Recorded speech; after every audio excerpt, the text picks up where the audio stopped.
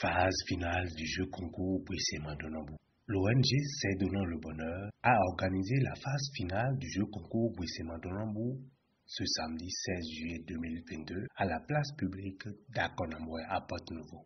17 finalistes venus de 4 écoles différentes, à savoir CS Saint-Crespel de Bada, CSP Le Bonheur de Gbagbo, CS Alpha Omega de Porte-Nouveau et le CS La Lumière du Savoir d'Avrancourt ont pris part à ce jeu concours devant un parterre de parents d'élèves, d'amis et d'autorités de la dite ville. Après l'installation des candidats et des membres du jury, le parrain de l'édition 2022 du jeu concours Bouissema Donambou a donné son allocution. Midolo me tonso commune Avrancourt a Jotompole. Mais moment où les tombes aussi à Ibadi, et là, c'est dans le baou. Et je m'en prie, ton lait, et là, on doit le retourner au final du baïson. Donc, mon dos, mais dis-toi, ton lait, qu'elle est au fil du temps, vive ton lait, et là, c'est là. Nous pouvons, ah, ça dit donc, on est ici, Midona, Wana, Tora, Wana, Sou, Ougamon, Ama, et Bessie en salon. Eje asande puti na mi ule pataki ko asande ji eje dali lo mi ko bi o so me yi nu plan meto nu wa e lo ton mi ko si mene normalement le chef d'arrondissement était au 5e arrondissement lo sou ni ko mi na wa fi yo su o bo habité to titolé les cons bon cameroun oui il me kan contain do e do pe mi to madonna e madonna bu o pe mi ton e madonna bu o we kulo su e kodo o pe mi ton madonna bu metele e te mi no mo to mi dele mi na to we lo do we do e be son yo su de to fi yo su to we do teme ma so no to pe te bare ma no to pe te ba pepe mi no do me joke nye baba che tori mo ye sun se tori gbe bo ka so iwe mo me bo se français gbe bo aside da wo su e se français gbe wo ma tori e be mo e aba o fi ja wo su te bo o fi le ni ma do gbe abi ni ma do français gbe mi na do anglais do gbe de me le se we no de on do na fi le mo no di fi le se français gbe ne je we mo me era no bo kun bona ye na ndo wa le ni mbo e do na se français gbe ni ye école et donc c'est belé il faut pour me kaka bona mo ndeme bona no diplôme je ton lait avant nous yi ko pe mi ton et yi non pe mi ton mi ma lo na mi to wa lo mo ko to mi si bo mi to mu me na mi le maman na lo mi lo we wa the committee to fi we wa da we bo mi na do ndo mais to promoteur initiateur a posé l'autre yi mi na do ndo ni ne da we ni ma le ko so ko na we wa mo ko to bro ni ilu konde me nu de yo culture o pe mi to mo na bu mi do ni ilu konde me do ni ete pon so ya ke ko si pe ba mi to yin lo fu ye do na ti la pa ne bo ni adona fi le ro ye si adona ro wa fi le ko fi la se ro wa fi lo ate wa yi do e mo se pon wa yi to ye lo ja e to ye mi donc mi do na to de mi na pa yi ko pepe mi bi to le to pe mi mo ilu mo ko ton to bele bo we mo mi to le mi na no se o pe mi na no pon pe mi to yin lo su ama mi na mo do gouvernement de be mi e to bele si awon to pe ye to abugo o san po kese po bo nu de yo pe mi to yin ye do na yon kan o yon to ye to abugo to ko egbe so bo e kara wa si jere nyawe egbe bi mo ko to e ya no tada pe bo na se kun de we mo ko to do alomena yi e jiro mi no ye ni pe kan do we wa mo ko to do ni ayo pe le do aduna yo pe lo kan da gbe mi me ko to e mo kara pa yi ko fi lo le ye na yo se bo na yo kan ko mo se yi ko me e na ti na mi gba o ma na le ho gle merci beaucoup. Après l'allocution du parrain, chaque finaliste a rivalisé d'ardeur dans la lecture du texte qui lui a été soumis. Au terme de la compétition, les membres du jury se sont retirés pour une concertation qui a rendu Alexis Avossetien du CS Alpha Omega, premier de l'édition 2022 du jeu concours Bouissema Donambou. Pendant ce temps, Kiki Sagwe Phineas et Adas Kiki Sagwe Tous deux venus du CSP Le Bonheur ont occupé respectivement la 2e et la 3e place. Il faut noter que chaque participant à l'édition 2022 du jeu concours Bouissema Donambou a reçu un lot de consolation et une attestation de participation.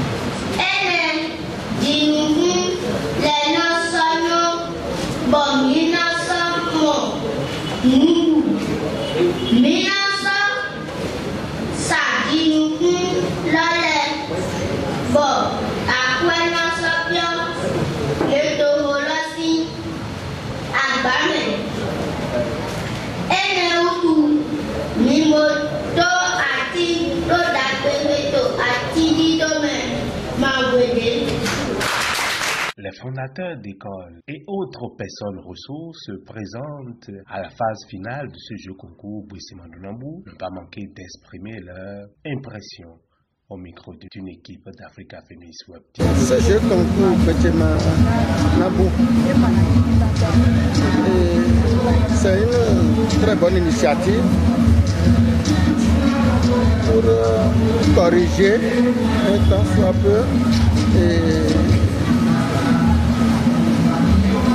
une pensée qui nous permet de dire que nous, à Towi d'aujourd'hui, on est presque déracinés parce que il est difficile à nos cadres d'aujourd'hui de parler leur langue maternelle tout au long d'une discussion sans introduire un seul mot, le français, un seul mot français. Mais cette initiative à laquelle nous venons d'assister, c'est venu à point nommé et pour donner ce goût à nos petits-enfants de cumuler et le français et la langue maternelle. C'est une très bonne initiative et je souhaiterais que l'initiateur, ce promoteur, ne se fatigue pas en si bon chemin qu'il pérennise ces manifestations, parce que nous ne sommes que la première édition. Effectivement, bon, en toutes choses, il peut y avoir de ces petits pépins, de ces petites difficultés, mais tout en répétant, les difficultés vont s'éliminer d'elles-mêmes et ça va porter son fruit. Ça va porter son fruit. Petit Madonabou, c'est une émission, c'est une édition qui, selon nous, est bienvenue. Est bienvenue et que ça puisse aller de l'avant.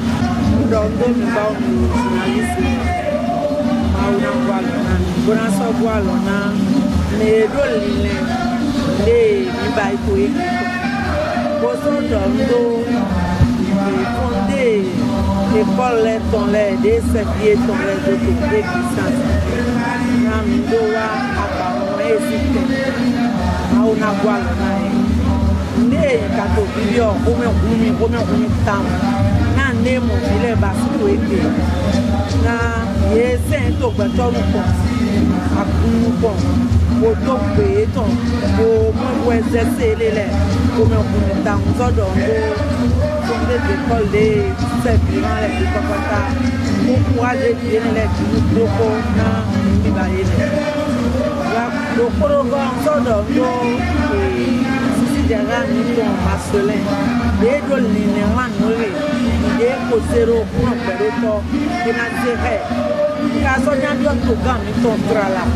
Ni si gamme voilà na pour permettre ni ma boulot pour un programme ni ton lème. Je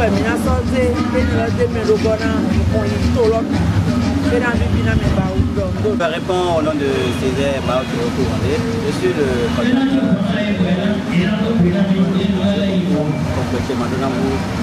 c'est pas facile du tout, mais Dieu merci, il fait passer. Les impressions sont très bonnes. J'exhorte tout le monde à nous accompagner les fois de la première édition. Merci. Ah, non, d'école Mathias. Je suis combatteur à cette dame de la boussole.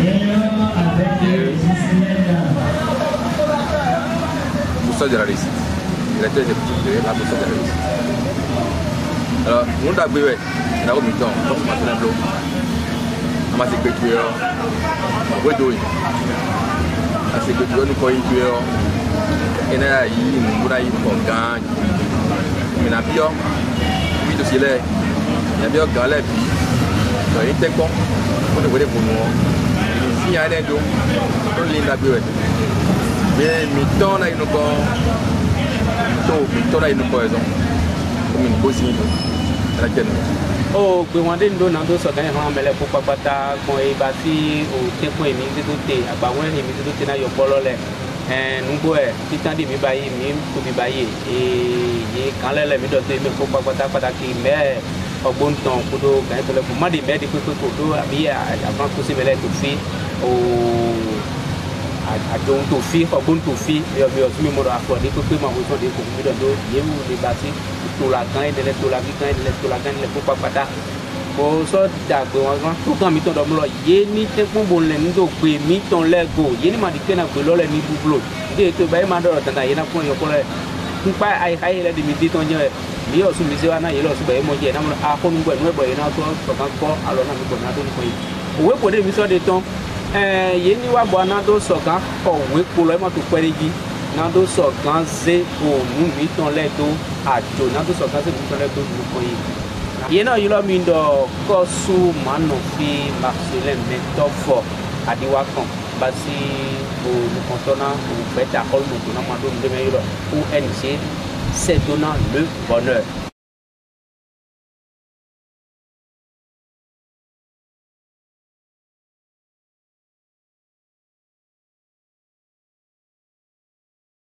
Quand on dit Sika dans notre langue, c'est l'or. Or, la parole, c'est l'or. on ne sait pas que ce que nous faisons, c'est l'or. La parole Sika, il est là pour nous montrer, pour nous donner de la réflexion sur ce que nous disons. C'est tout ça. Donc la parole Sika, ce n'est pas un livre que nous allons s'asseoir pour dire. Si vous prenez et si vous lisez, vous allez voir tout ça. Ça là, il y a... On ne fait pas compris. Ah, donc c'est ce qu'on disait avant. Ok.